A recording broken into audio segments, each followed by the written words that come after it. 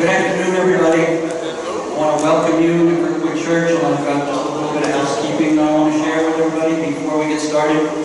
First of all, if you've never been here before, I want you to know that the restrooms are through this door.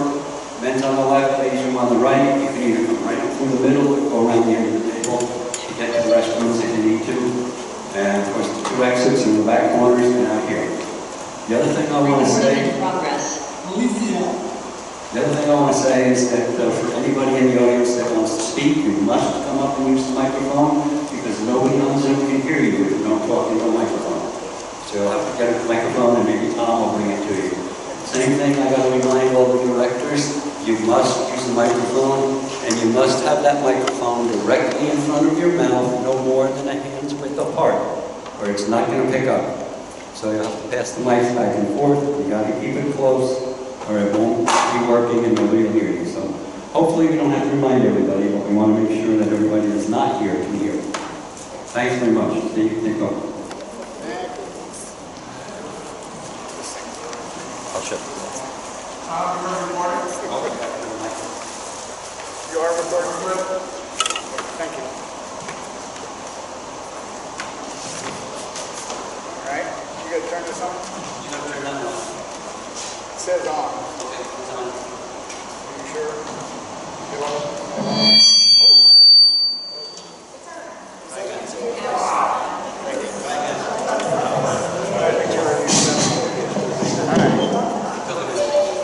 Let's call this meeting to order.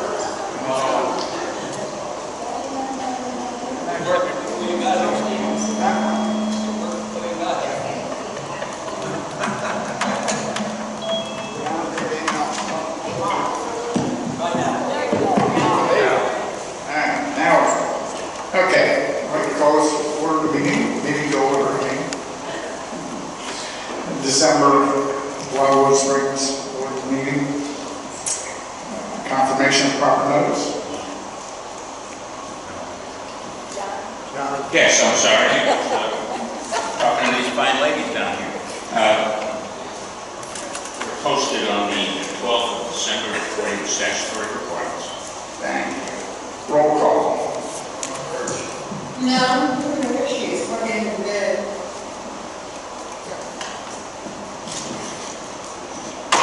Cookie Finch.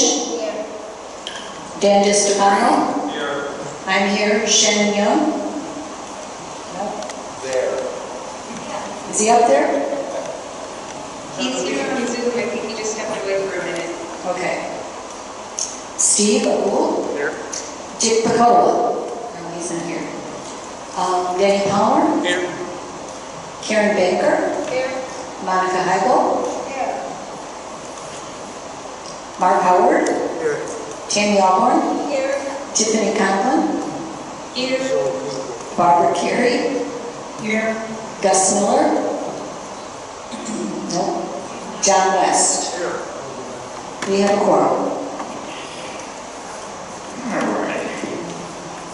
I want to thank everybody for came. Wish everybody happy holidays. Personally, I'm glad the hurricane season is over. Just a couple too many for 1 year. But our guys have done an amazing job getting this condominium association back to looking like it respectable. I'll say that. We're still got some stuff to go, but they're doing a heck of a job. I want to help also thank the residents who got out and really pitched in, breaking their clusters around their clusters, putting them, making little piles, making it a lot easier for the guys. I know some people did a lot of people did nothing, but every little bit helped. The staff did a wonderful job. And it's that time of year that we're collecting for their fund, their bonus. And so if you haven't done it yet, I suggest you do it before the 18th. That's the cutoff date. They certainly deserve it. And I also want to thank the board for the job that they've done this year and helping out with everything. let's move on. Review the minutes.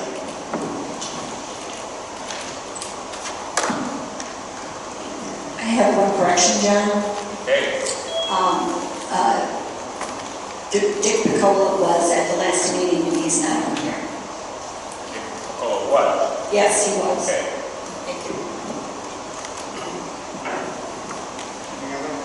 Anything else? Somebody want to make a motion to approve? I do. Okay, Shannon, a second? Second. Mara seconds. Anybody opposed? Okay, approved.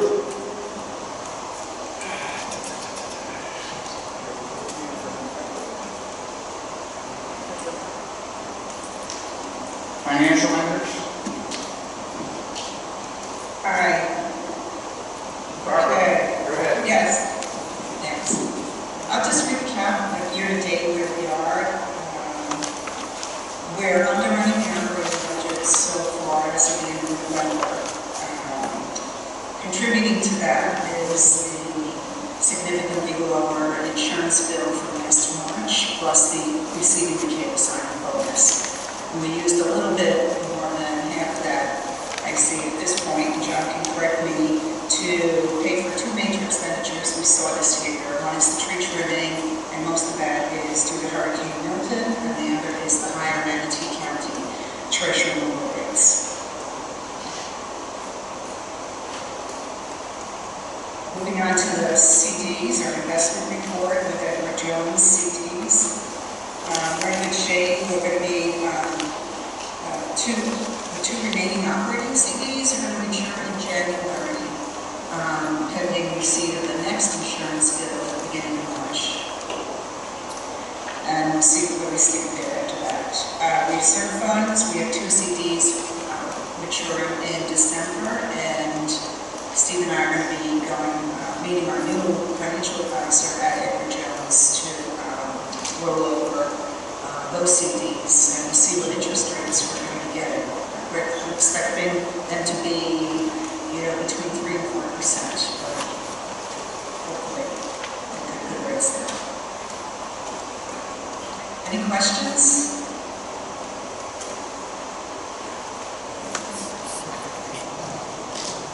Okay, that's it. Thank you.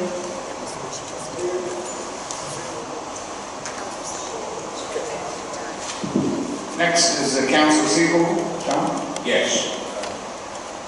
Before I go to that, and Barbara briefly alluded on it, we had a pretty healthy insurance surplus because the rates are coming in less than we anticipated. And of course, when that happened, there was some give back to the association in the last 2 quarters, and actually extended to this year's fees.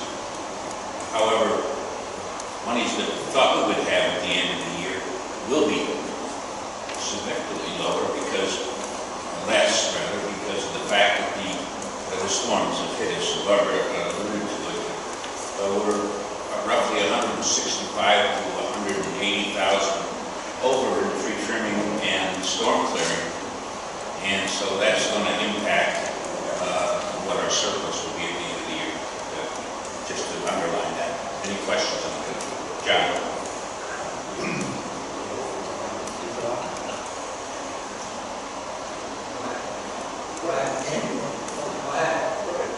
John, the question I have is, as a business, we have all the storm damage, et cetera, et cetera. Is any of that tax deductible in regards to our income from the investment funds that we have? Obviously, the auditor will have to look at that. We're going to present it to him. He's the one that does our tax returns, and so certainly we can ask that question. It's 100%. It's 100% deductible at the returns. Well, it might wipe out our tax requirements for the interest earned, and that'll be a good thing. Last year we paid almost $7,000. On to accounts receivable. At the present time, as of November 30th, we had one unit that had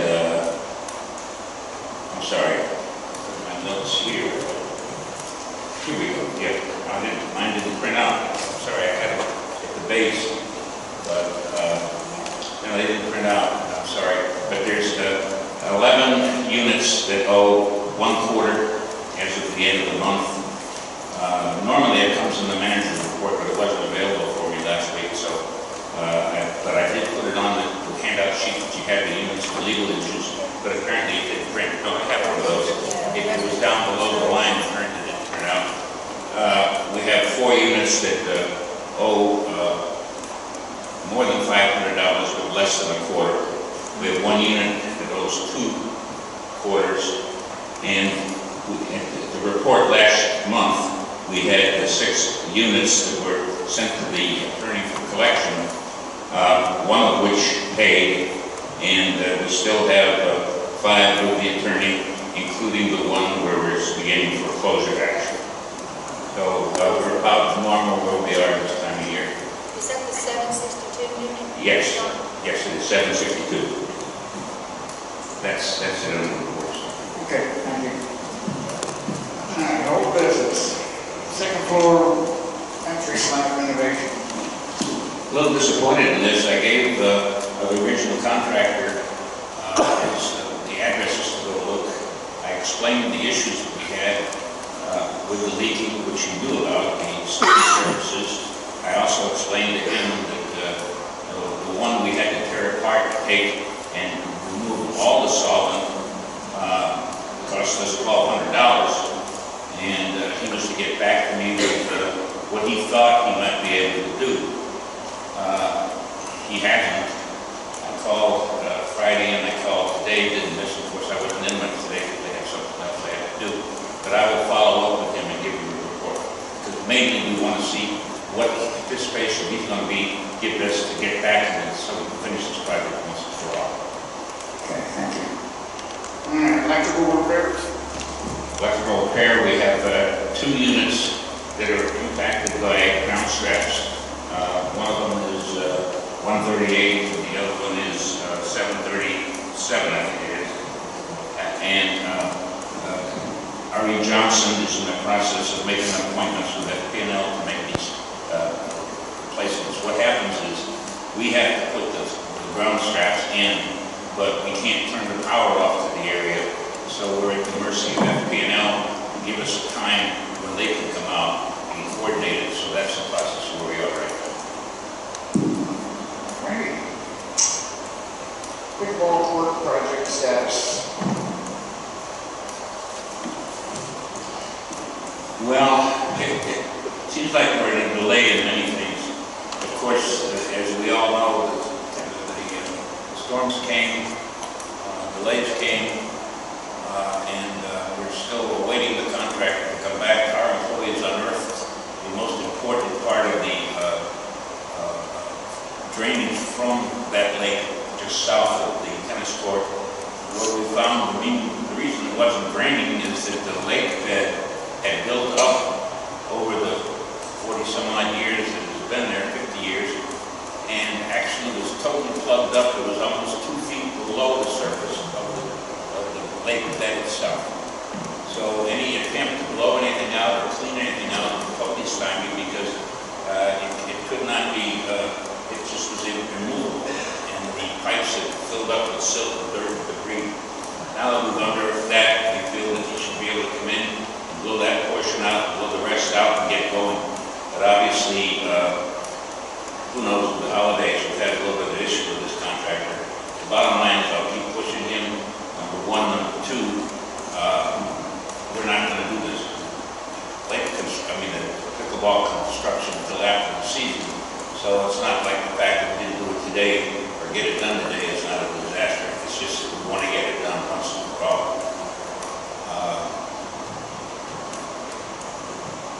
I guess that's all I can say in there on that part, but it is under delay. And we heard from the construction guys about our refund check. Yes, as a matter of fact, she told me she mailed it. We didn't get the mail today, so I left. For some reason, several Mondays, whether it's a replacement mailman, well, we get many Mondays at the office where we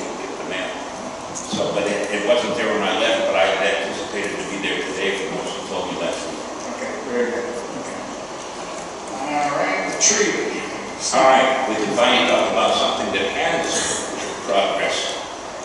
The Lumsden Concrete came in last week and took down about 18 feet of the wall that surrounded the big root or stump that was there. It was quite an operation in itself. And now Brown is there. Did you see them today? Yes, I didn't get a chance to see them, but he promised he was out this morning and he was grinding that stump. Yeah. And so that'll be taken care of. And then the Lumsden's scheduled to come back in the next couple of days before the footing. And that project is really well underway now. Have they left today before you left? Yeah, they are. Okay, but you think there's some more stuff that needs to be done? They didn't go in the courtyard very far. The roots are still in the courtyard. We'll take a look at that. Yeah, that's what I thought. Yeah. We'll get on that tomorrow. I didn't get a chance to see it. Status of storm clearing repairs. Well, Steve, you hit on it pretty good. Everybody did a pretty good job.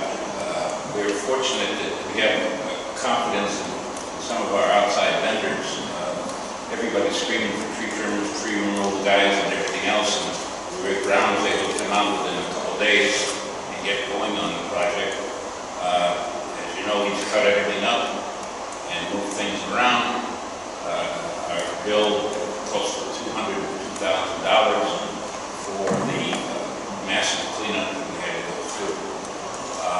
Our best amenities, in my opinion, are our trees, and it's a shame that they're the ones that fall. But in the cost factor, because of conversely, we wouldn't be Wildewood Springs without those trees. So it's like a double-edged sword, you understand.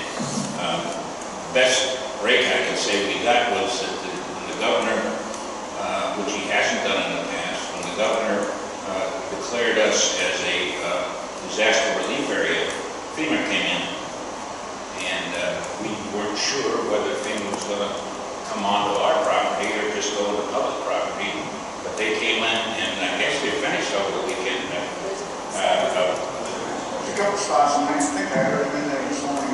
Okay, but I mean, Pinehurst was cleared over the weekend, and I bet they took 70 loads out minimum. What you think? And that was no cost to us. And the cost, if we had to do it ourselves, it would range between $300 and $700 a load. So that was tremendous.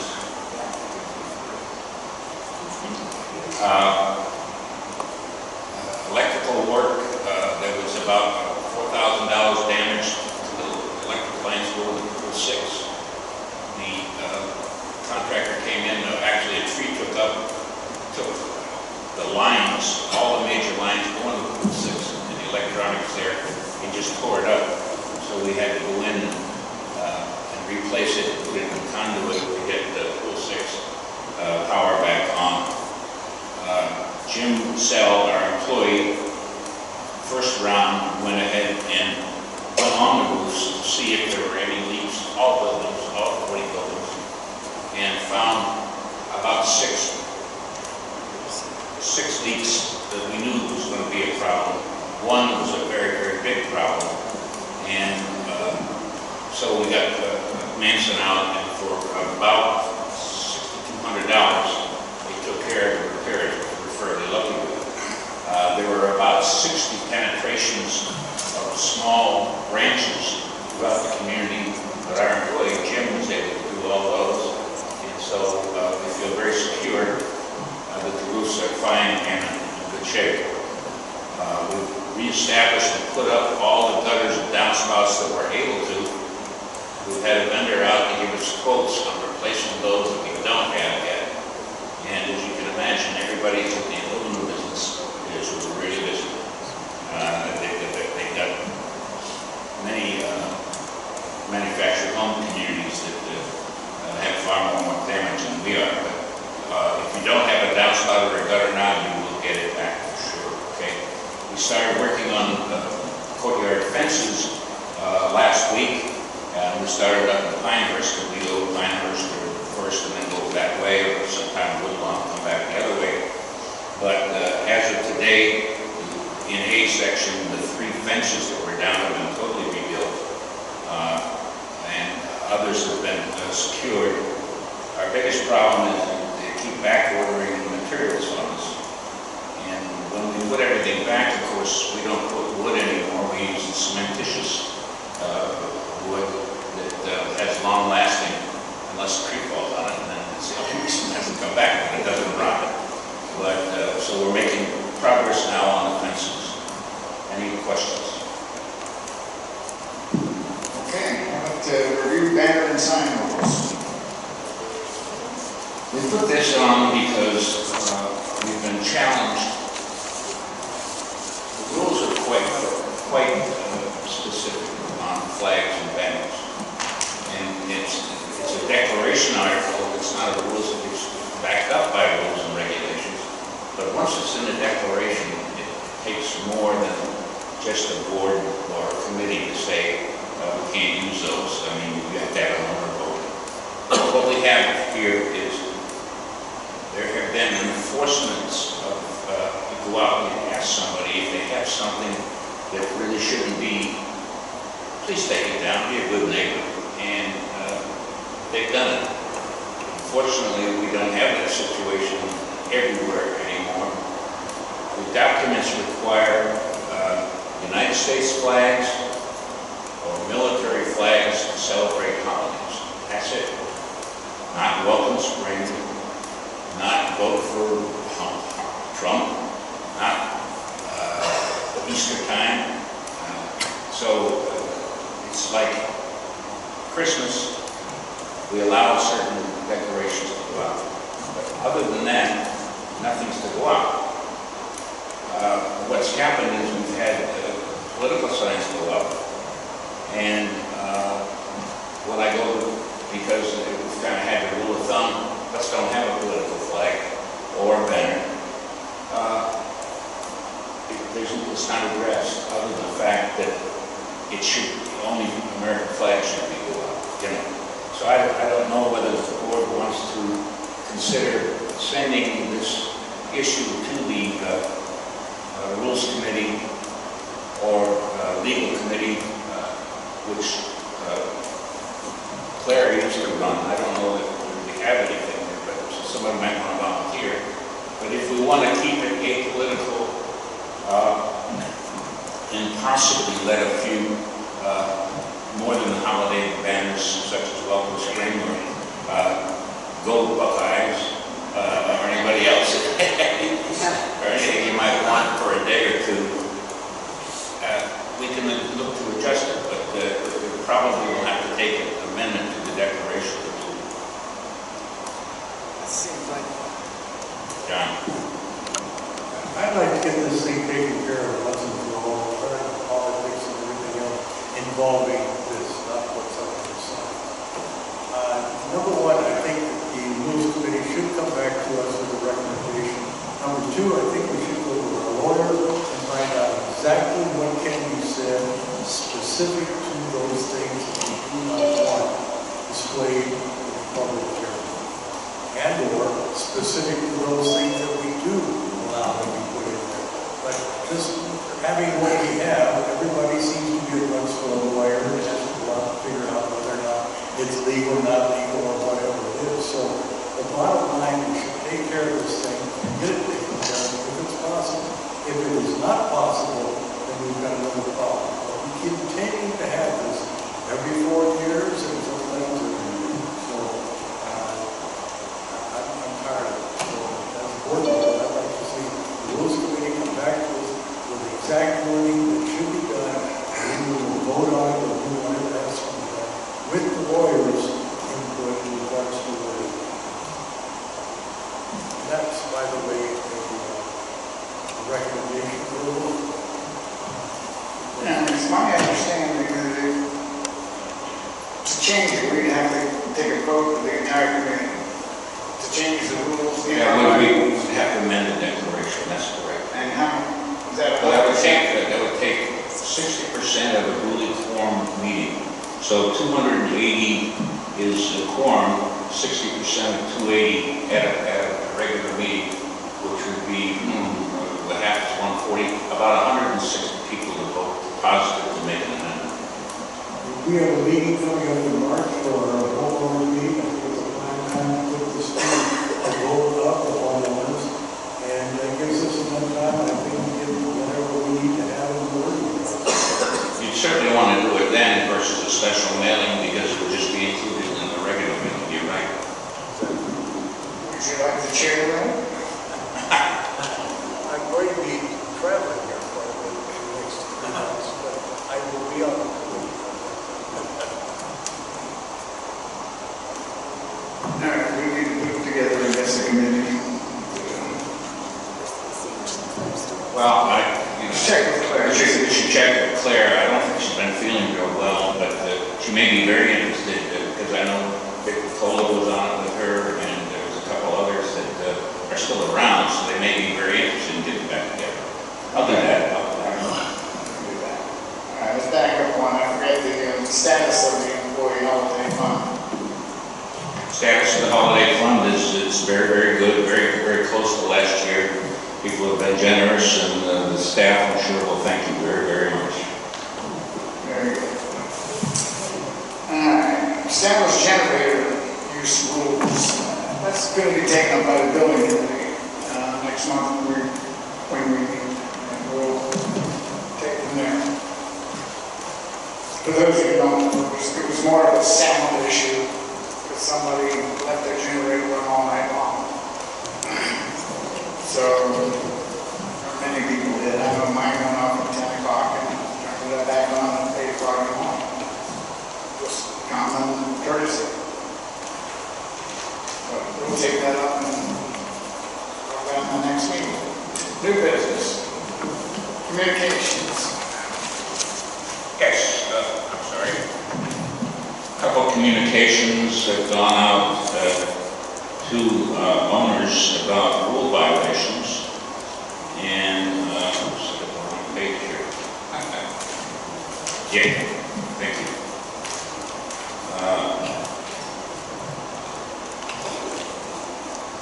Letter sent to Alicia Clark at 107 Pinehurst Drive regarding letting her cats, she has 2 of them, run free on the property.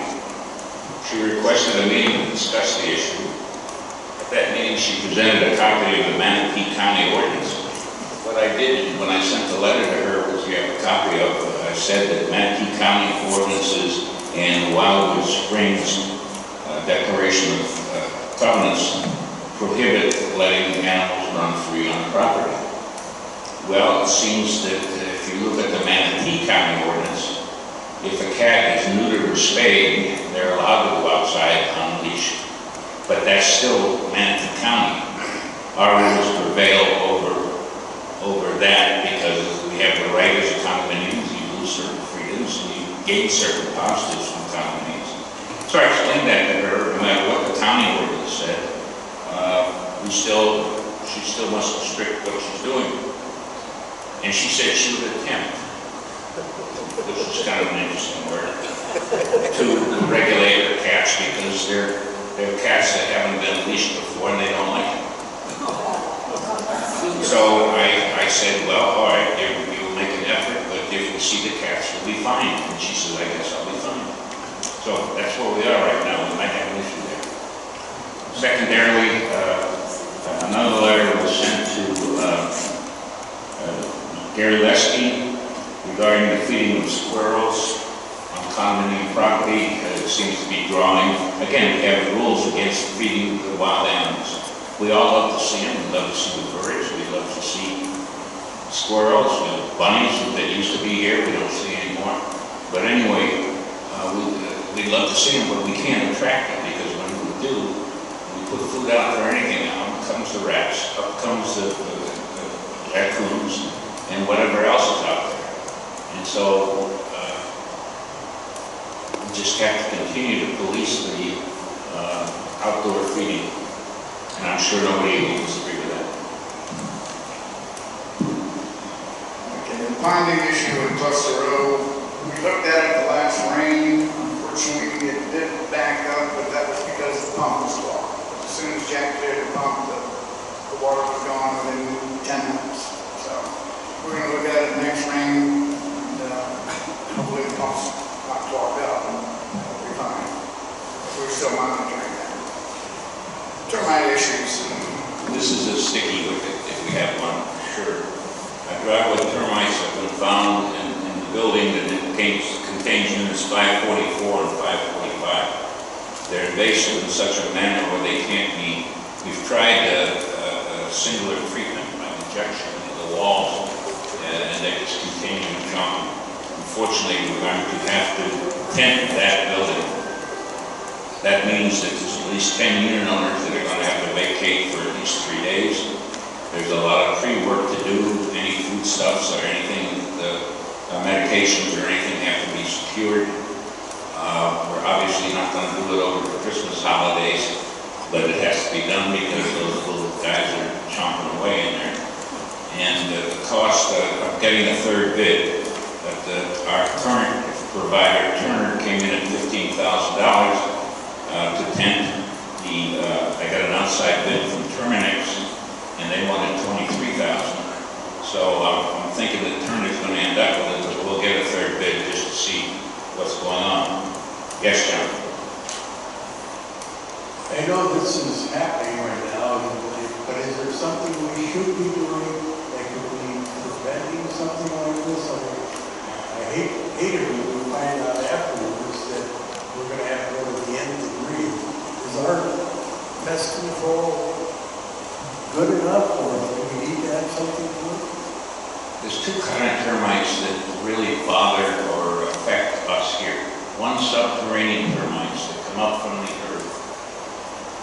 And we haven't had any cases, major cases of those at all. There is a preventative, what they call bait stations. They put wood bait stations all the way around the building, and then they can see if the termite, if the subterranean is eating there, then they know that there could be something else to be done. But these are drywoods that could come in anywhere. They could fly in. They could be brought in. I have a personal experience there. I bought a beautiful mahogany bowl in Haiti and brought it back and put it on my piano, and there were termites in it and ate my piano. It was given to me the day I was born. So, I mean, so drywoods, there's practically no preventative way. They just end up there somewhere. Is there anything we can do to recognize these things happening, or do they have a lower rate? They're found by people finding filings, like pencil sharpening filings, dust. You know, a lot of times there'll be just wings from swarmers. But anytime you find anything that looks like somebody's been sawing in that area or gnawing in that area, or, you know, no matter how small the pile, you can see the one that had the worst damage from it, 559, whatever it was. It was just little holes like the size of pencil points in the ceiling. They were just dropping down. But this seems to be in the kitchen, in the cabinets, and in the 2x4s. Unfortunately, we're having a situation that may be the same thing at 154 Pinehurst, and we may have to do another building. The concern I have is when the guy comes through and does the bug inspection, I'm sure that he goes back a million times, so it's hard to see. Is he looking for that type of thing, or is he just looking for ornamental metals and things like that? If we were to listen to the specifics of what they're trained to do, the answer would be yes, they do. Do I know they do it? No. 9 times out of 10, it's an owner who calls and notices that I cleaned this area yesterday, and a month later I'm cleaning the same area, or a day later I'm cleaning the same area, and they're filings. So maybe this is an opportunity for an article in the newspaper. Something to look for in your household. So I don't know if you want to set a budget at $15,000, and then if we get something better, we can do it, or you want to wait until your next meeting when we have the firm bid, and then because we're probably not going to move forward much until February anyway. Yeah, I think we should just wait till the next meeting. Sure. You're going to go ahead and get the third estimate. Yeah. Very good. All right. Next thing.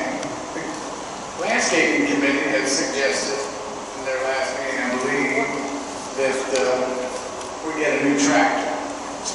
and trailer. Well, let's get one at a time. I think the motion, or the recommendation from the landscape committee was to get both at the same time, a tractor and a trailer as a package deal.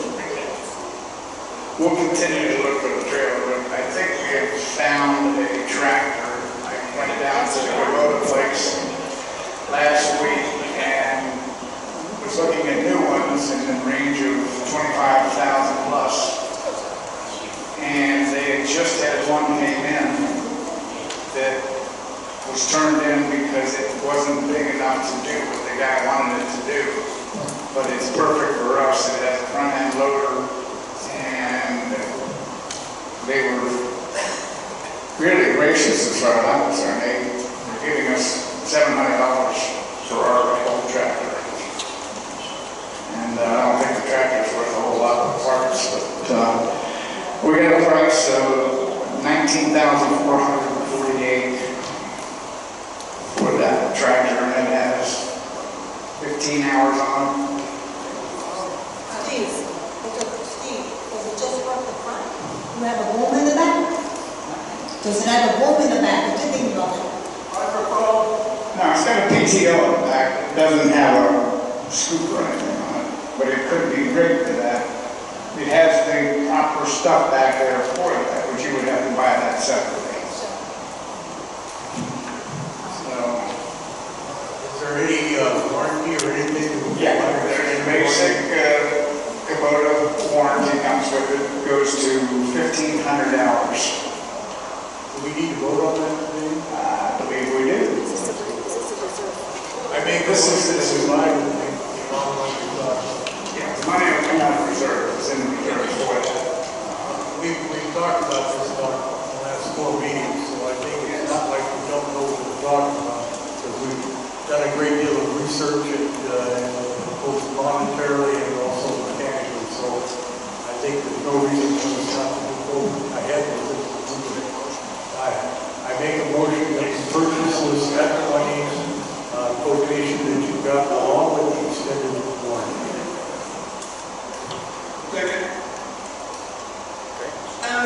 Before we vote on this motion, can I ask why we're not including the trailer with the tractor? Why drag this out into a whole other vote when we can just get it all taken care of in one transaction? Well, first of all, we gotta find the trailer. I don't think they had any there at the Kubota place. This is if we don't jump on this tractor, we may lose it because it's a really good deal. Oh, I agree. It sounds like a great deal, and I think we should definitely get it. But do they have new trailers that we could roll into this so that the guys don't have to work with the really decrepit one that they've been struggling with for a while? I will check and see if they have one. But I think we need to go ahead with this before we lose it. I think as we've discussed that with the trailer, I don't think it matters whether we buy the trailer right now, as long as we, if we want to, we can put that into the motion, and we buy the trailer, we just have to find the trailer. That work out for you, Jim? Yeah, that sounds great. Maybe we could amend the motion to say that if there is a new trailer available, it will also be purchased with this tractor. Great. All right. So Tiffany, do you want to state the new motion with your amendment, please? Good question, Claire. Yes, I do. Up for wording changes if anyone thinks it's necessary. Maybe something like, I move to purchase. There's a motion on the floor, I'm sorry. Oh, Yeah. There's already a motion on the floor that has to be voted. we can't amend the motion that's on the floor. We can come back with. You can amend the motion on the floor if the amending parties wish to allow it to be amended. Then I would propose that we modify the proposal or the amendment to add the trailer to it, a trailer to it at the time when we can find one that will meet our requirements. without any further board input, the buyer right now. Great.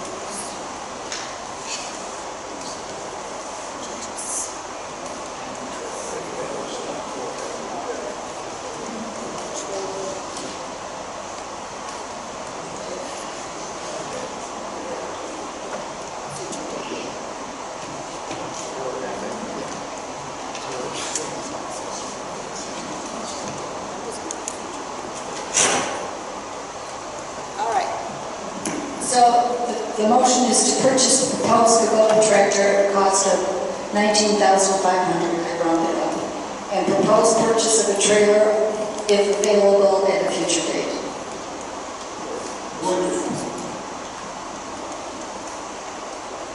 Do we have to, can I just ask about, do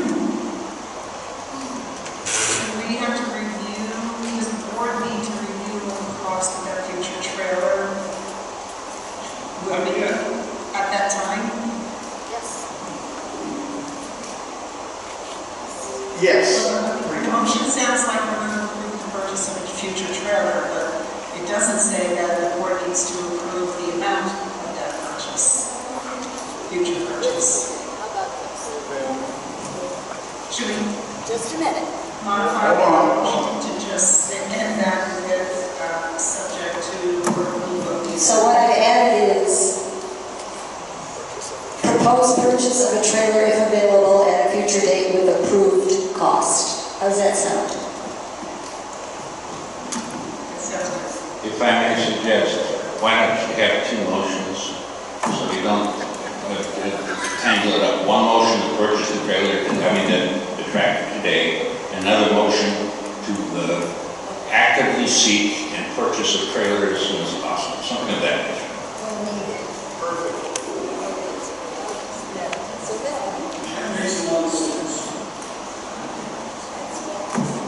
So then the original motion is still to purchase the proposed Kubota trailer at a cost of $19,500. Yeah, she said Kubota tractor. Trailer's optional? Does that include the trailer? 19?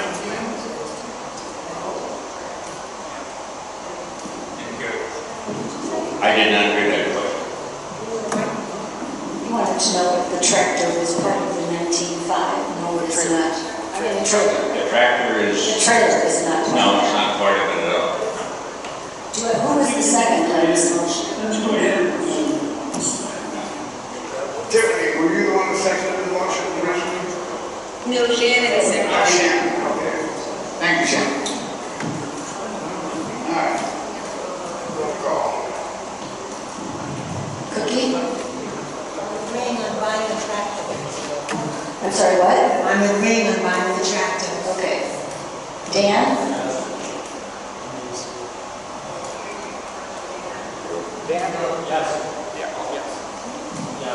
I say yes. Shannon? Yes. Steve? Yes. Dick's not here. Denny? Yes. Karen? Excuse me? Yes. I know. Yeah. Monica's not here. Marv? Yes. Oh, Monica's here. I'm sorry. Monica? Yes. Tammy? Yes. Tiffany? Yes. Barbara? Yes.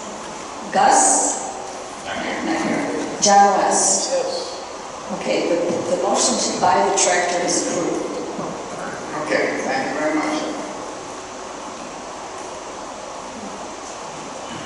When I talk to them this afternoon, I will ask about the trailer, Tiffany. Thank you. We've got that other motion on the floor. Yes. We have to approve that, so we can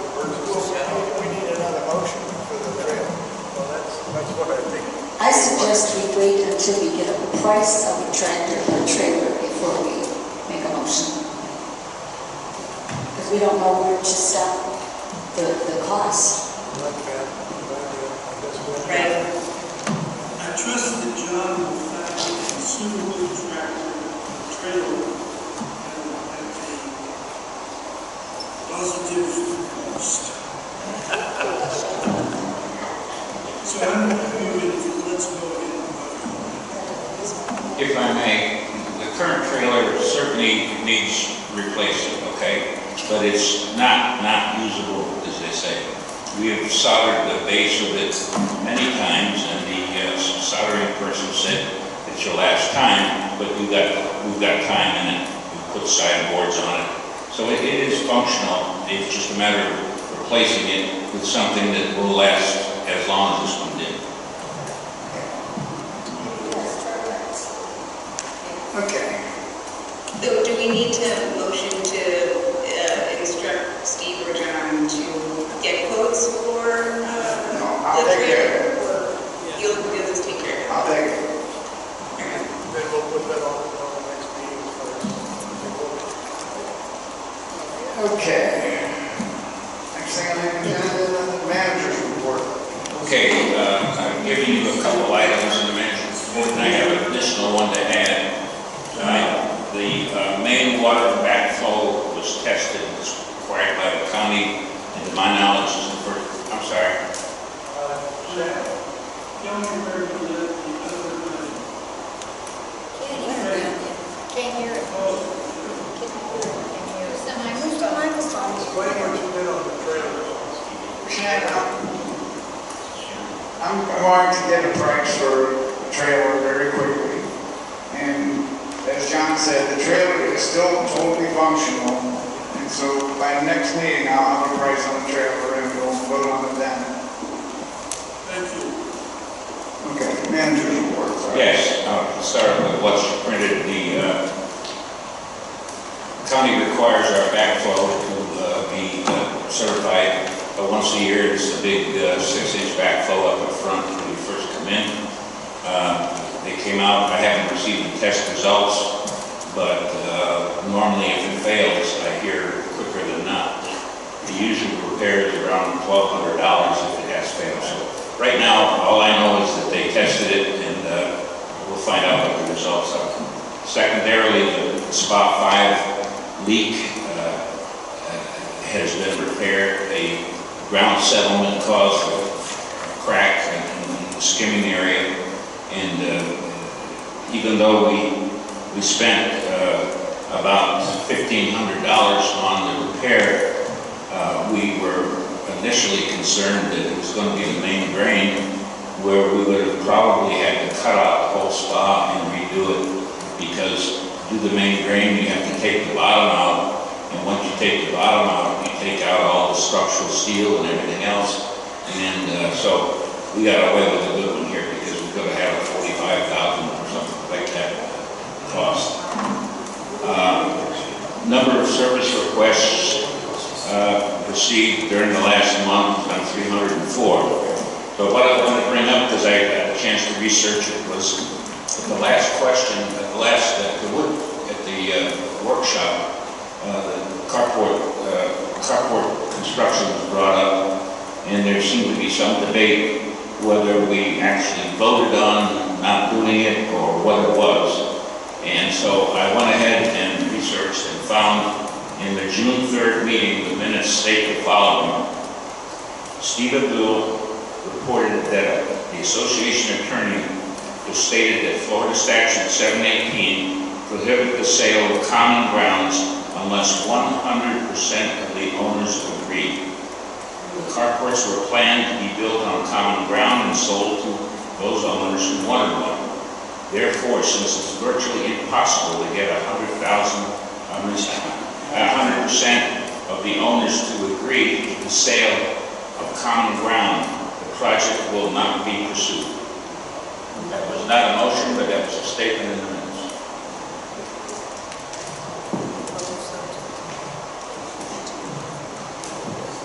And that's all I have in the manager's report, Steve. Okay, thank you. Committee reports.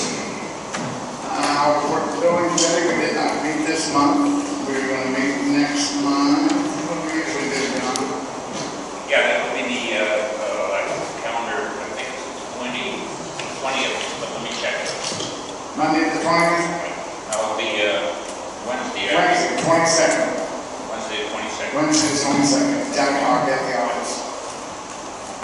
Okay, pool committee, Tammy.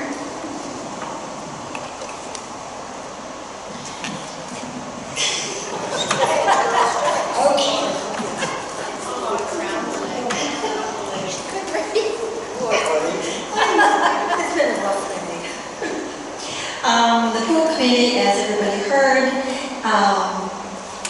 skirted the bullet, so to speak, with the lesser price. So we were holding our breath until that was taken care of. The next pool committee meeting will be January 7th, pool 6 at 10 a.m. And then the courtyard sale will be February 8th from 9 to 1.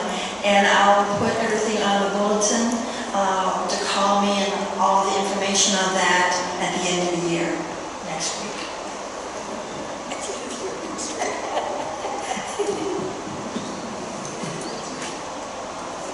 Okay. IT, Chris.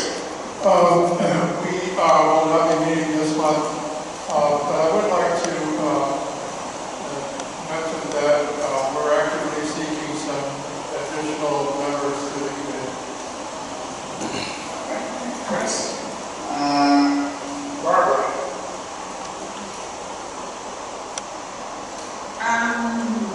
As far as the newsletter, I report that next month, but I will just ask if anybody has anything that they need to, any ideas for the next newsletter. Also, any interesting pictures or complex, just send them off to WWS newsletter at outlook.com. I think one of the things I did at the last landscape meeting, and one of the things I asked Tiffany was to, with these huge trees that we're trying to reset and, hopefully start to grow, is that we maybe do some before and after pictures, or progress pictures, on how we're doing, to be an interesting photo opportunity. So, Yes, definitely. And a great chance to update the community. yeah, exactly. We're gonna. Okay. Thank you. Landscaping, John. I'll report for Peter. Peter will be in attendance of the next meeting, which will be the 23rd of January. He's coming in on New Year's Day. Very good. It'd be nice to see him. Did I miss anything that is? Director's comments. Dan? Monica? John? No. I just want to remind everybody that our guys worked really, really hard. We had 3 hurricanes, for those of you who weren't here, and they really deserve as much as you could afford. Thank you. Yeah, I have a couple things. Number one, we're looking for tennis players. We plan to pick up tennis Monday, Wednesday, and Friday at 9 o'clock. We've started, people are starting to come back now and play, so anybody's interested in joining us, you're all welcome. It's been a very welcoming place for tennis players. The second thing I want to bring to your attention, and we've all heard this before, but I think it was Friday night I was coming home from Sarasota and came up Oakview and came around the bend and nearly ran over somebody who the only thing that I could see was his white tennis shoes, as he was all dressed in dark colors, and he was walking on the wrong side of the street. To remind everybody, you should be walking towards the traffic, not with the traffic. And if you're going out at night, carry a light, turn it on, wear a light-colored clothes. It was really, I avoided a disaster. And it would have been awful if I had done it.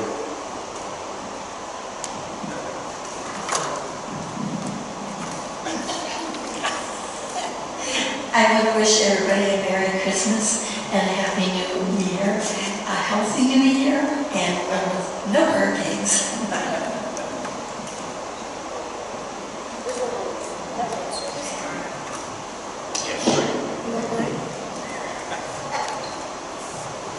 I did want to say regarding the cluster advisors, there is going to be notice posted within the next couple of weeks with the holidays. We're trying to put it off because there's going to be people in and out.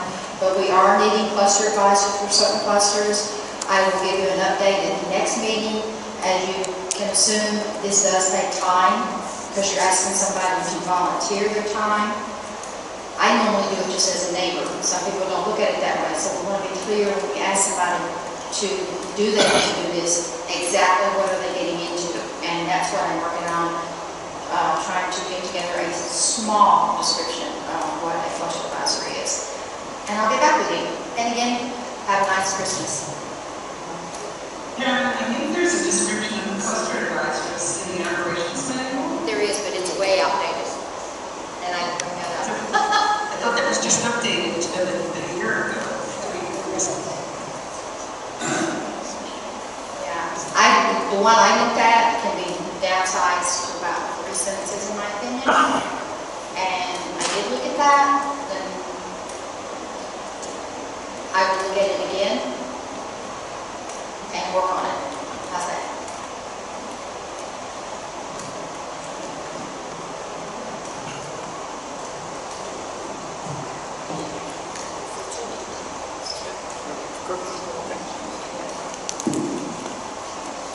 Shannon, anything? Barbara? Yeah, I have a question on any security updates for an incident that happened here 2 nights ago down here in Wildewood. The next morning, one of my neighbors told me that the cops were out here banging on another neighbor's door, that they weren't interested in that neighbor, but they were looking for a perpetrator or whatever in the neighborhood. Anything? Are there a security committee or anything about October? We don't know anything outside of that, so the cops are banging on Ryan's door to see if it's. If I can, excuse me, if I can, there have been a couple of issues that there were people that kind of wandering the community. One of them happened to be somebody reported one of the security guards going to the pool and locking it. So that wasn't that, but there have been a couple issues of people walking around and approaching owners. That seems to have happened during the day, but they have been advised. We've got a couple pictures of the person that seemed to be walking around and talking to everybody, and it was given to the guards at night in case they were wandering around the property. Also the camera stand has been resurrected at the end of the street, and the security company is working on insulating the boxes so we can get the cameras back functional. Can I recommend that since all the committees, we have a section in here, board meeting for committee reports, we're never getting a security committee. So is it possible that going forward we can get like a synopsis of, what's going to goes on in security, or synopsis of events? Just so we're aware of what's going on in our neighborhood. I'm sorry, it's very hard to hear anybody on the She wants to know why Jim doesn't make a report every month.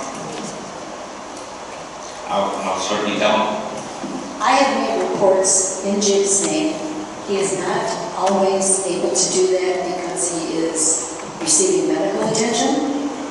And John did report on the status of the cameras right now. But I'm also talking about security incidents, to know what's going on in our community, because that affects us. It's good to know that there's people moving around, we go out at night, we walk our dogs, and need to know if it's safe or not.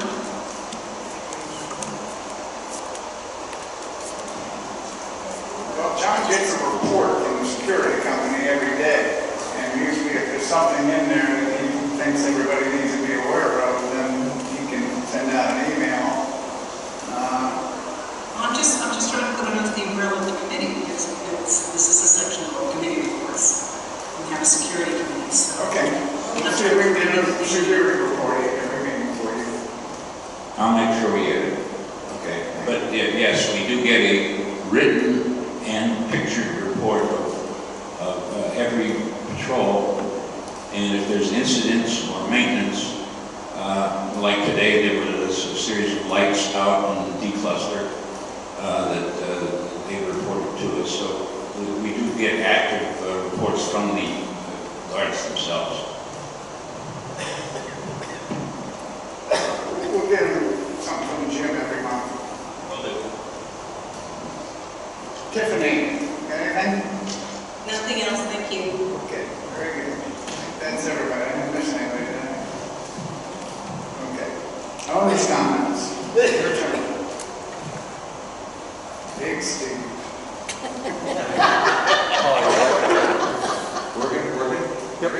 Yep. Pool 2 has a fence down. Yes. You know that anybody can walk in there if they want to. Right next to it is a 15-foot tree that got chopped off right next to the fence. I don't know if it's going to be any good from now on, but it could be cut down right now because the fence is down, for information. It's about 15 foot tall and got chopped off. What? Yeah, it's a palm tree. Yeah, it's a palm tree. It's right there. I'm just making note of it. Yeah, we're probably get that in-house. Yeah, no big deal. Okay, now, Tiffany's looking for a trailer. You guys are looking for a trailer. You need to look for the trailer. You got a really nice tractor right now that you got basically a new trailer at used price. I mean a new tractor at used price. That trailer probably needs to be a little bit heavier because you got a bucket now, you might haul stuff, you might put that stuff in the back of the trailer. There's going to be a lot of trailers for sale in the next 6 months just because of all the hurricanes and everything going on. And you might want an aluminum trailer. I mean, you might have every axle. So you're going to have to match up your trailer with your machine because you got a really nice machine now that's 25 years newer. So be patient. If that's possible, you'll find something you like. Hey, you might have to come with me. I don't know. I'll go with you. You need seal bearings and a lot of stuff.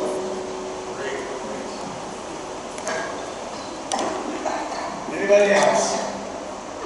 Yes.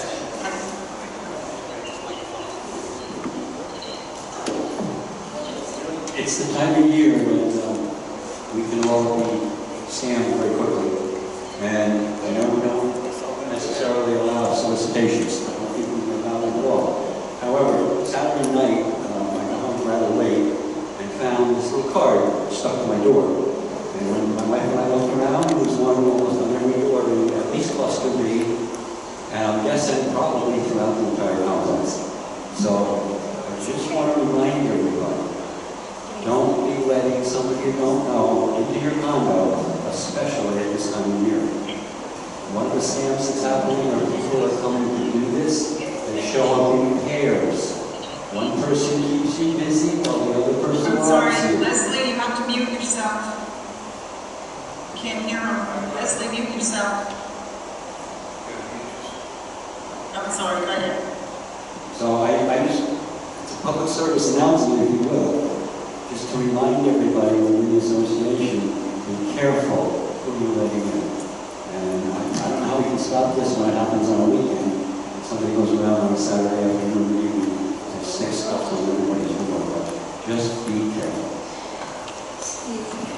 That's good advice. I have one on mine, but mine was there today.